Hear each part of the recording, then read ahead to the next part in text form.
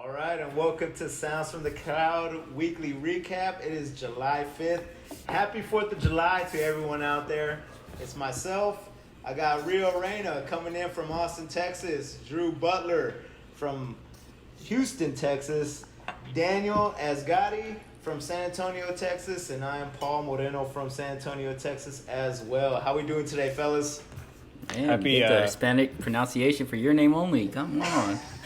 Happy 5th anniversary to JPP's fingers. Oh, no longer man, with us. His ring finger is no longer with us. He does have a very long pointer finger, though, so that's good. I gotta say, fellas, this is the first July 5th in some time that I'm not hungover. I'm happy to be here. Good stuff, man. Oh, that's good to hear. Anybody do anything fun for this quarantine 4th of July? Are we starting No. the podcast yet? No, this is the highlight of our weekend, ladies and gentlemen. The highlight of our weekend is here. We're slowly getting back to sports, hopefully. We're going to kind of recap the things that happened over these last few days, these last 7 days here. If you're with us and you're paying attention to what's going on, obviously not a whole lot is happening, although we did get some news in the world of sports. Basketball is trying to start back up. We have a expected date in the NBA. We have baseball, who is just starting out with their new and improved spring training. It's kind of a sprint for both leagues, and they're going to start at the end of the month. So as of right now, we're looking at two major North American sports coming back. We got basketball and baseball on the slate, but we have huge question marks, right?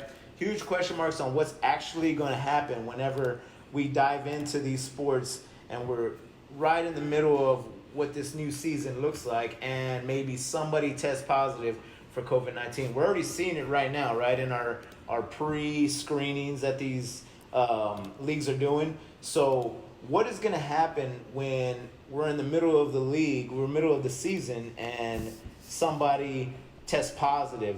DB, what do you think? So we have, let's just put ourselves in the NBA, and, it's, 10 games in, we're in the middle of the first round of the playoffs, and a couple of players test positive for COVID. What do you think is going to happen? I really worry about the NBA probably more than anything because the rosters are smaller, right? So if you have multiple players wipe out a team, it's going to be really bad. And it's almost worse to get started and then stop than never get started again. Something like baseball where they've got these expanded rosters, I worry about a little bit less. But given the close proximity of the NBA and just the style of play, combined with the fact that the league is likely going to be the most sensitive league towards the coronavirus, just given some of its previous decisions. Right. I really, really fear for the NBA, especially with this. I don't know if you want to call it it's maybe not the second wave, maybe it's 1B, because I'm not sure we quite finished wave 1. Right. Especially with this kind of happening again, I'm very worried for basketball for sure.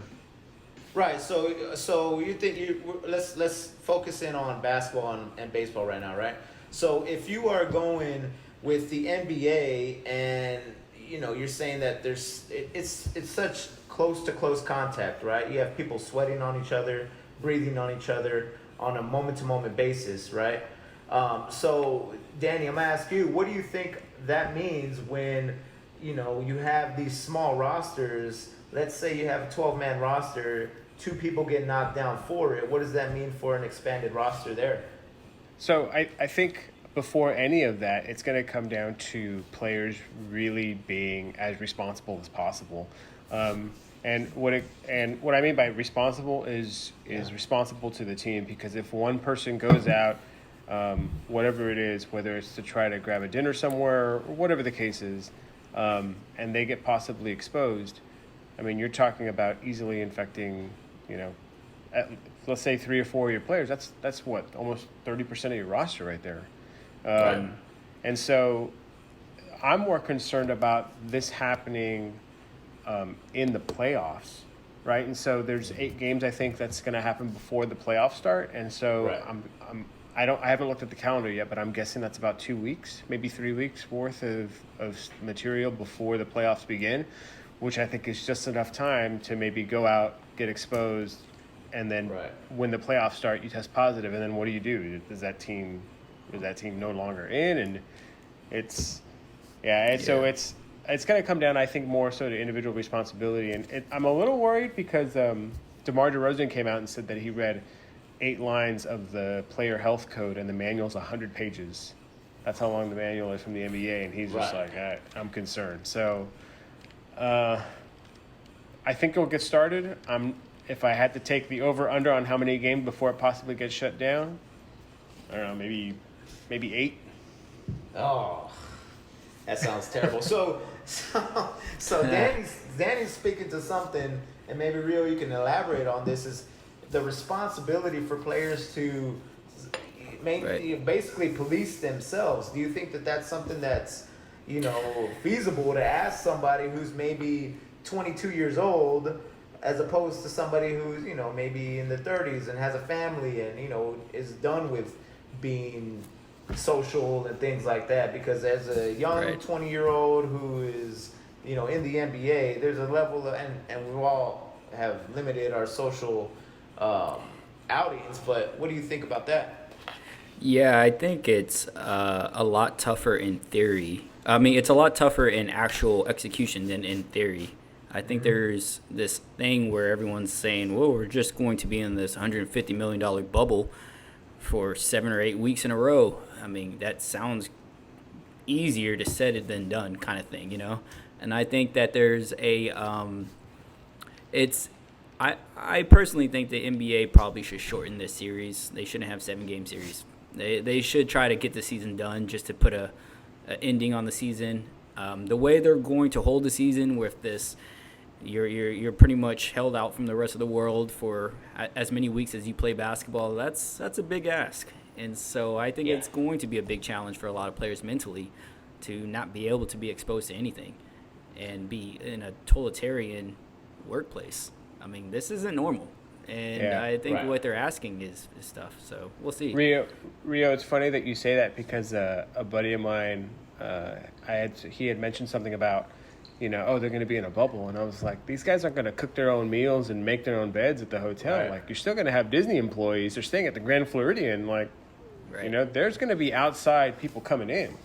Yep, for sure. Yeah, and so when you think it'll be tough.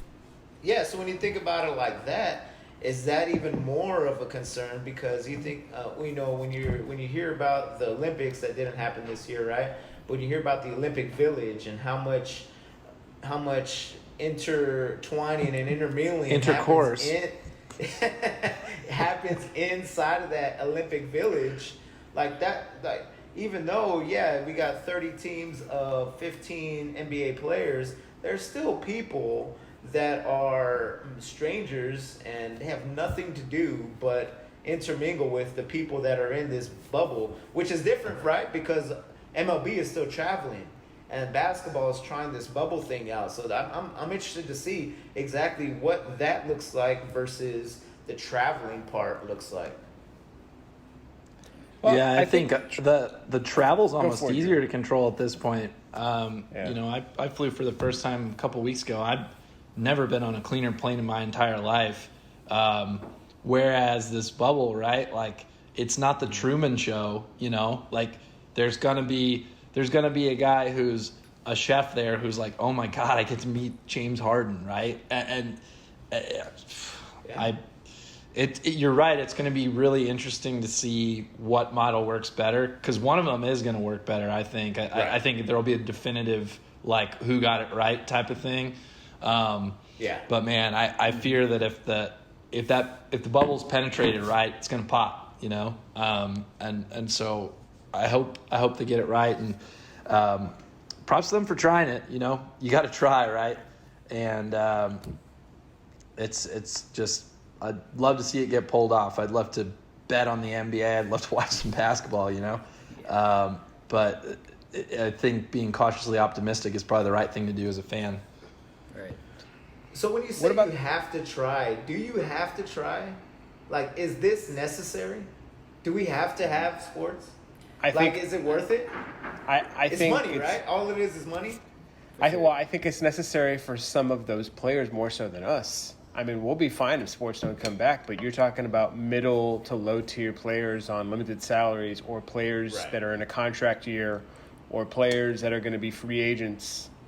Like they need to go out there and show that they can show what they can do to possibly get picked up, or some of them need to make an income. I mean, it's no secret that I think in the NBA it's 5 years after they retire, majority of them are broke. Right. And so In reality, they're not exactly I mean, the wisest at spending money. every sport is having the same problem. I would have to say that the NFL, there's very, very little chance that there's going to be stadium seating and fans. And that's Right. a huge part of the revenue model, ticket sales and actual in-person revenue. So every sport, I think, is going to be gutted from not being able to host actual live sports. I mean, they can maybe do it from the player standpoint, but from the business standpoint, that's still a very small part of their revenue is, or a large part's being taken out. Right. So Yeah, I mean, the Premier League has gotten back, and they're going to finish their normal season, actually. They're going to actually have a complete season. And there's already talk of major clubs, Liverpool, who've just won the Premier League, Champions League winners last year, not having spending power this offseason because of the lost gate revenue. So that business side is worth acknowledging from both an ownership and player perspective. Yeah, because it will absolutely put a cap on, or put a change to the cap that happens in the next couple of years because of the money they're losing now. We're definitely going to see it in the future with how much teams are willing to spend, or how much they're even able to spend as the weeks go on. So we're talking about the business side of things, right? How about the actual on the court stuff, right? So I think we're all in agreement that this is an asterisk season, right? Yep. Like it's whoever wins the championship this year is it's just different. I wouldn't say it doesn't count, but it's just different. I think this is the only year it would ever be an asterisk, because anything that's happened before this is nothing. You have players opting out. Yeah. You have people filling in holes in their roster. Right. You're going to have players miss games not due to injury, but due to getting COVID, or due to quarantine or possible exposure. I mean, what happens to the Lakers if LeBron gets exposed? And then, Exactly. You know what I mean? And then the No other one thing, knows. too. That's what happens. Yeah. That's what I was going to say. No one knows. I was going to say. Wait, no, I and then, didn't know and He then, keeps playing. yeah, Everybody's and then- getting it. That's The what's day happening. after the finals, all of a sudden LeBron is like he had COVID, right? Right. I was going That's to, what's happening. like some of these high-profile players that are obviously, very crucial to their team's success. Like, I mean, you're telling me, like, if Kawhi were to be exposed, he'd come out and say so? Like, well, although Kawhi did take 70 games off in his season a couple of years ago. So, I mean, I could see him doing it. So speaking of haters, the past quote unquote asterisk seasons were because people were just being haters, right? This one is a very true warranted. This is just different. Yeah, this is the first real asterisk season. Besides the Astros in baseball. A medically induced asterisk. That's what this is. Medically induced. Like, unless you're cheating or there's a pandemic, there's no asterisk on the season. Yeah. Right. Yeah. So the thing is that baseball and basketball, those have both been cut short, right? They're, as far as we know, it's just like we just said, it's different. What has a benefit of being delayed is football. So football is different, right? Because chances are, hopefully, all the games are going to be played, right? So what do you think that looks like as August comes around, as September comes around, and opening? They already canceled the Hall of Fame game, right? So as that comes around, what do you think football is going to come to? I think there's not going to be a preseason. I don't think they're going to risk exposure or people getting sick on preseason games. I think they'll go right into the season. And they already limited it to 2, right? They already turned it down to 2. I think so. 2 weeks but of preseason. Yeah, but I think they'll scratch them all, just because it's like, you're gonna. Again, what if a team gets exposed in one of those preseason games, and then you're talking about delaying the entire season? Right. I do agree though with Drew that like the Major League MLB, they'll be able to control it, I think, a little bit more than a bubble. It's kind of like what the PGA is doing. They're testing people after tournaments before they allow you on a plane. And if you test positive, you can't get on the plane. You can't go to the next site.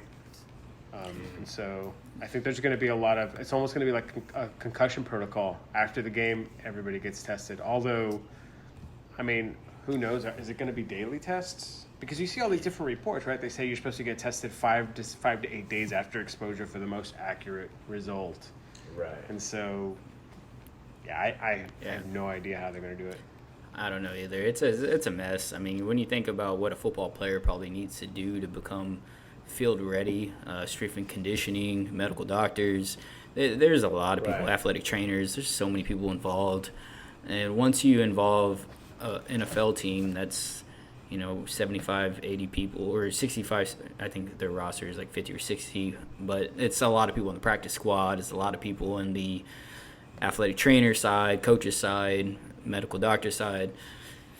We're talking now about 100-something people, and that's a lot harder to keep everybody contained. I mean, I think there's a lot more challenge with football from that standpoint, but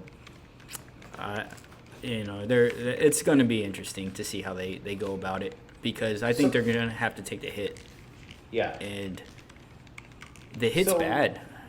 It is. And just kind of, when I was in my coaching days, we would always be worried about staph infection of staph, because it was so quickly spread throughout the locker room. Like, one person gets staph, 5 people get staph, just like that, right? And I know Drew and Rio, you guys have been a part of collegiate locker rooms. And just imagine if your locker room, Drew, had COVID in it. What do you think that would look like, let alone an NFL locker room? Oh, it'd be a mess. And the reality is, especially like what we were doing with track and field, you have men's and women's teams. I mean, they're interacting in a lot of ways, socially, romantically, all that kind of stuff. Someone gets it, everybody gets it, right? And so it's going to be really challenging. I do think the NFL has a huge advantage in that they get to see everyone make the mistakes before they have their run through, right? So that's true. The NFL is often playing chess when other leagues are playing checkers. So I'm more confident about the NFL despite the nature of the size of the teams, just because they're going to get to see where people made mistakes. Yeah, that's a good point. And it's such a big. All of them are big leagues, right? But the NFL to me almost is like a 2008 Banks thing, right? It's like almost too big to fail. And so I think they do have an advantage of going last, but man, if it's still an issue, it's going to be an issue in that sport big time. And I hate to say it, the stats on the teams, the NCAA teams that came back, Clemson came back, I think 40 players got it. All the teams that came back, there was like 25, 30, 40 players that got it. Yeah. NCAA has already proved that these guys get back into football, it's like 40 people quickly. And it's what it is. I just don't see it not being a thing, unless the nature of the sports to be close together. You can't social distance on a 3rd and goal at the 1. I mean, you just can't. I mean, that's just how the sport operates. The other thing that reminded me of something that you reminded me of right now, Rio, when you mentioned college, is the average age of these pros. I mean, these are young guys. And I can only imagine they've always been men amongst boys in whatever they do. And they probably have a feeling of being invincible.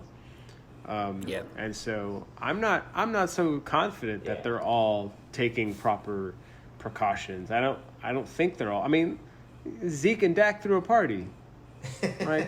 You know what I mean? They're like 24 years old, these guys. 25 years old. And I mean, you're talking about young guys with a lot of money, and they feel like they can't be stopped. So right. Yeah. And the thing is these guys they're incredible athletes. They're in such good shape that even if they do get the virus, there's a great chance that they're going to beat it, right? They might not even show symptoms. They might not even get sick, but they might be asymptomatic, or they might have a fever here and there. But I don't know if they're even going to get sick, because you look at what happened with KD had it, right? I don't know if he got sick. We don't obviously don't know what happened, but there's a lot of people who have said, hey, I got it. Now, have they really been sick? Is it like, how has it affected them? I don't know if that's an answer that we have at the moment, but what my point of view is that they may get sick. It's not going to happen that they're going to be on a respirator because of it. But what happens when that one athlete does? You know what I mean? And all of a sudden, there's somebody in the hospital fighting for their life because we try to force a season. Okay, so I was thinking about this. Like, I wouldn't feel too confident if, like, a Bartolo Colon caught it. Like, I'd be a little concerned. Right. I mean, so I think there's more vulnerability in the MLB just because of you know, Coaches. you got a lot of Coaches too, man. Yeah. Oh yeah, that's true. Coaches, or even offensive, defensive linemen. Right. These are some big boys, man. Yeah. They already said, there's definitely the liability. They announced that Lionel Hollins, the assistant coach for the Lakers, is not going to go to Orlando because of that. Yeah. So I mean, it's there. So moving away from you know, the virus and kind of getting straight into the game, talking more football here. Cam Newton to the New England Patriots. Let's How go. about that? Oh, I'm a huge Cam Newton guy. I love Cam Newton. Ask Frank Lauder. Frank Lauder hates baby. Cam Newton. One of my buddies, he hates Cam Newton, and I love me some Cam. Yeah, he might dress terribly, but he is he is an absolute baller. You know, and putting him with Bill Belichick, possibly the best coach of our time. What do you think that means for Cam, Danny? So here's what I'm interested in seeing is Josh McDaniels and Belichick being able to call plays for a mobile quarterback. Yeah. I mean, I know they had mobility whenever they had Tom's replacements for the couple of years where he was either suspended or hurt. But, you know, having someone like that, and I think it's important too because they have a need on the offensive line also. They did draft two offensive linemen late in the draft because they do have a need there. And yeah, I think it was obvious because Tom took a little bit of a beating this past season. But when you got wheels like Cam, I think we're going to see something different. But you know, at this point, how do you second guess Belichick? Until he shows you that he doesn't have it, you just gotta think he does. So you get him for nothing. You get him for nothing. As much as I want to believe in Cam, and I saw those. Did you guys see the thigh photo? Guy looks fit. He's when he's jacked. getting out of the car. Cam's a man. But He's jacked. the problem with Cam, his whole career has been, and I love Cam Newton. I don't know if you guys saw the Amazon doc. It's like the Poor Man's Hard Knocks that they did a couple of years ago on the Panthers. He's electric, man. But the issue with Cam has been the issue for a long time, right? He's always really struggled to have a lot of talent around him. At Auburn, none of those players played in the NFL. He was like a one-man wrecking ball, probably the greatest college football season of all time.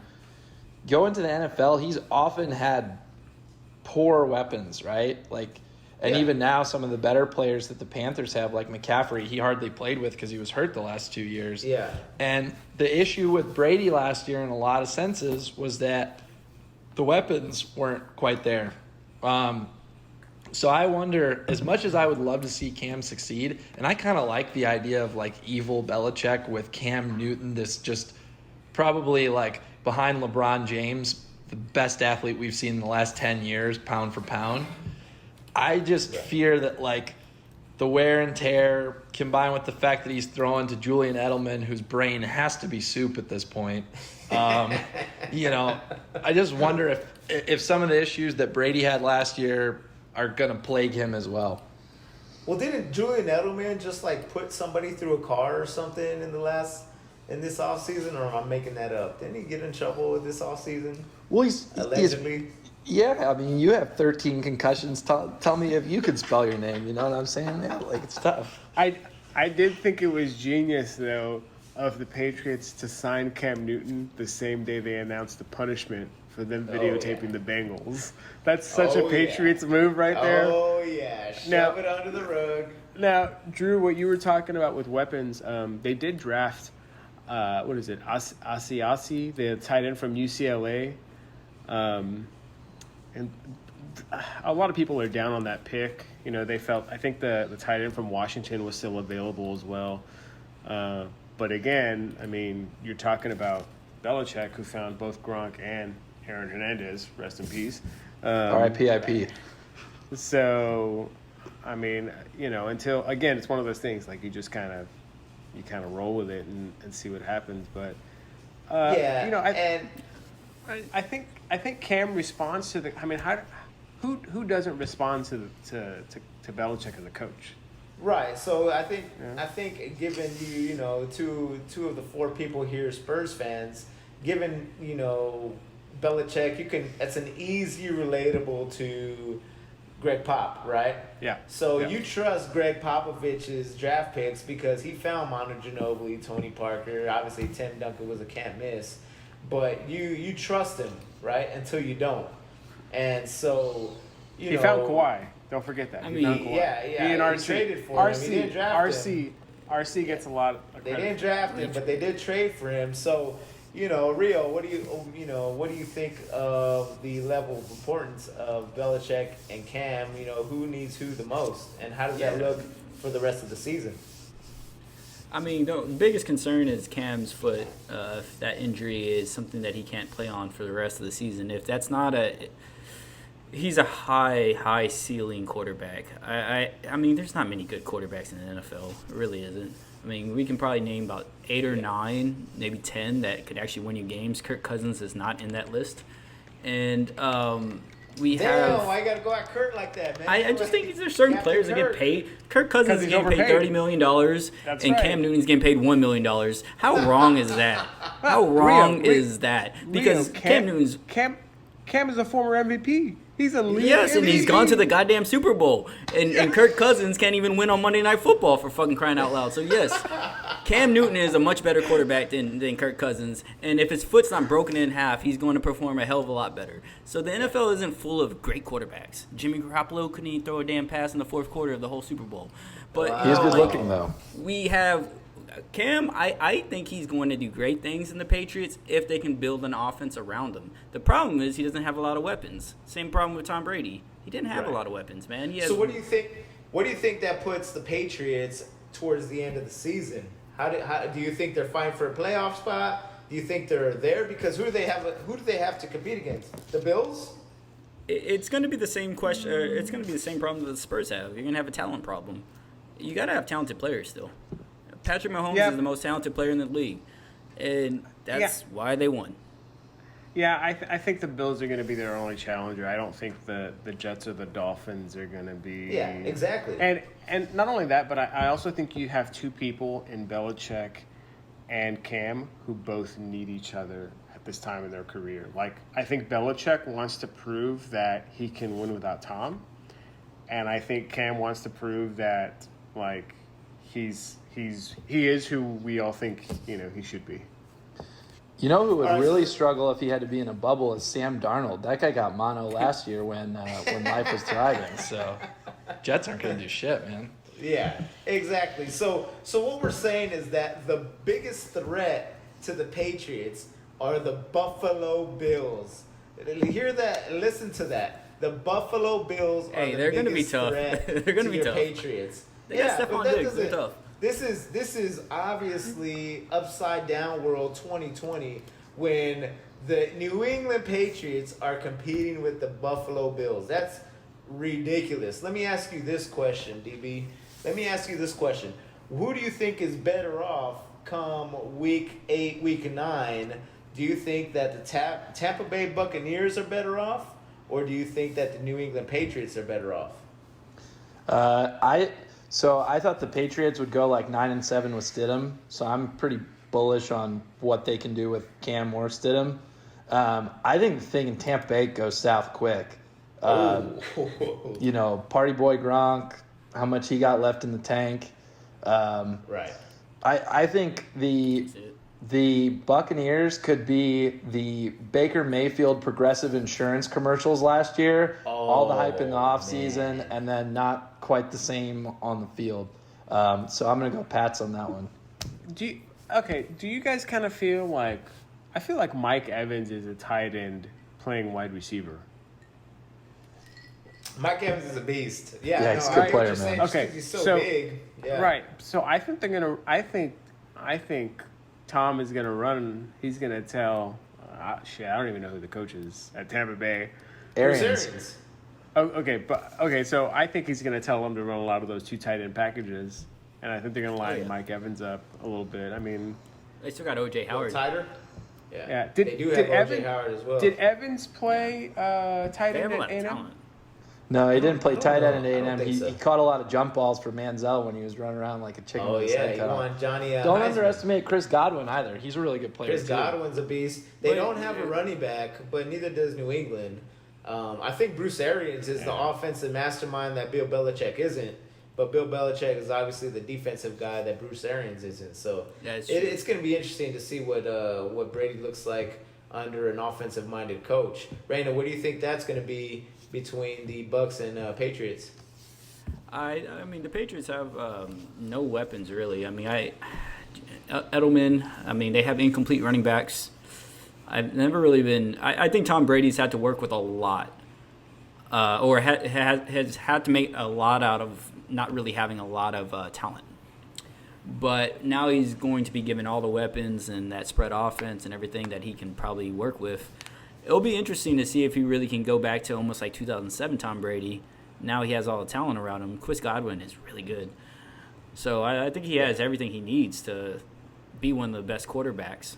I think Tampa Bay's offense is going to be better, but as a team, I don't know. That's a different story. I got a question, kind of what we were talking about earlier, though, when we started out with traveling and COVID and all that. Do you really think players are going to behave themselves when they travel to Las Vegas? No way. It's gonna be any given Sunday. It's gonna be any given Sunday. Yeah. Yeah. I mean, so. Yeah, exactly. It's a combination of everything we just talked about, right? The players think they're invincible, right? And what's worse that's gonna happen, and Tom Brady's going to become Willie Beeman. 52 players is a lot harder to keep your tabs on than 12 players in a bubble. Like, It's true. That's going to be another thing. Is like, what does the NFL look like when their players start traveling around and all that stuff? It's ridiculous. So let me ask you this one. We're going around the horn, starting with Rio, then Drew, then Danny. Who finishes the season with more touchdown passes? Cam Newton, Tom Brady. Tom Brady, yeah, for sure. I don't think that's not Cam's style. He'll get at least maybe 8 rushing touchdowns, but he's not. Drew, what do you got? Brady. Danny? Yeah, Brady. I mean, he has. We're talking about how many weapons Cam doesn't have, and then we listed off 3 already that Tom's gonna have. Now, if you look at his passing touchdowns last year, it was definitely on the downward fall. He wasn't actually lighting up the board on throwing the ball last year. I will remind you that. Okay, so now where are we going as far as team wins goes? Are we going Tampa Bay Buccaneers? Are we going New England Patriots? Let's start with you, Danny. I'm still going New England because they're playing everybody in their division twice. Right. Fair one. Yeah. It's a tough division. Drew? New England. No doubt. I'm going New England too. Right. I think to put a dumpster fire out is a lot harder than one season. All right. Okay, so yeah. Rio, I got a question for you. With where Tom's at now and the weapons he has, what round would you draft Tom Brady in a fantasy draft? Ooh, I'm still not going very high. He's probably in the 8th round for me. All right. The guy I've been promoting, he's going to be overlooked, is that man, Dak Prescott. He is a very solid fantasy option right now. 300-plus points in a season. ridiculous. so I mean, yeah, Dak's the man. do a Dak. Absolutely. I'm gonna do a Dak plug right now, but his Represent fantasy Texas. stats are legit.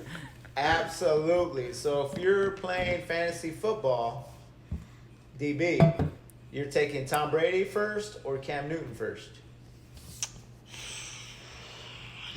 Probably Brady. Brady. Raina, you going Brady? Yeah, I'll go Brady over Cam because Cam's uncertain on starting. And Danny? If we're playing PPE, I'm going to take Cam. If we're playing standard scoring, I'm going to take Tom. Yeah, so I'm thinking you have to take Cam, not only for the throwing but the running as well. The running. Right. So what we're saying is that Tom Brady's going to have more passing touchdowns, yet the Patriots are going to win more games, which makes sense, right? So what we're also saying is that Brady's going to have more interceptions, he's going to make more mistakes, or are we saying that the Tampa Bay Buccaneers is going to have a worse defense than the Patriots? They also got to play the Saints and the Falcons. For me, it's a division, more than anything. All right. Tampa's defense isn't bad, actually. No, I don't it think- hasn't been. It hasn't been. However, It's really been the offense. Right. But, yeah. Well, Jameis, yeah. So if you take away, Jameis had 30 touchdowns, 30 interceptions, right? So if you take away 20 of those interceptions, you don't expect Tom Brady to have 30 interceptions, right? So if you take away, let's say, 15 of those interceptions, you get them, 3-4 more games? Right? So, yeah. So, I mean, look at it like this, right? Like, how many quarterbacks did Bill Belichick make money? Jimmy Garoppolo, Matt Yes. Castle, Jacoby Brissett. Like, all he has to think is, like, I'm just playing with Brady's hurt because he's not here. I'm just playing Cam Brady's backup. And it's just going to be, so I don't think it's close. Yeah. And then I and this is don't trust Bruce Arians. That's just I'm looking at stats right now. Tampa is projected to be the fourth offense in the league coming up. Here's what I do think, right? I think what Tom will bring that Bruce Arians doesn't have with Belichick is he's going to be that voice in the locker room and be that coach on the field. right. I don't think Bruce Arians. I mean, I guess was Bruce Arians a head coach when Kurt Warner was a quarterback in Arizona? He was. Uh-huh. And I think they did all right then. And Kurt Warner was a Super Bowl winning quarterback, and so you know what I mean. I think Bruce Arians needs someone like that. So Right. Yeah, and this is a conversation that fortunately we'll get to have, hopefully, for the remainder of the fall and into the winter. Can't wait, baby. And we'll be able to debate this topic come December time when both teams are fighting for the playoff spot, more than likely. Any parting words for the crowd, Raina? Oh, parting words. It's going to be a very interesting rest of the month because we're trying to hope that sports get back on. Fingers crossed, baby. Oh, yeah. The last week was fun. DB, what do you got? Liverpool Football Club, your 19-20 Premier League champions, 30-year layoff. God bless them. Thank God they finished this fucking season. Danny, any parting words? biggest thing is just stay safe, man. There's a lot of crazy nonsense going on out there in the world today. Take care of yourself. Absolutely. Well, that was one weekend. We got another week. There's no telling where we're going to be this time next week. But July 5th, 2020, Sounds of the Crowd. This was your weekly recap for the boys. I'm Paul. You guys have a good one. Peace. See ya.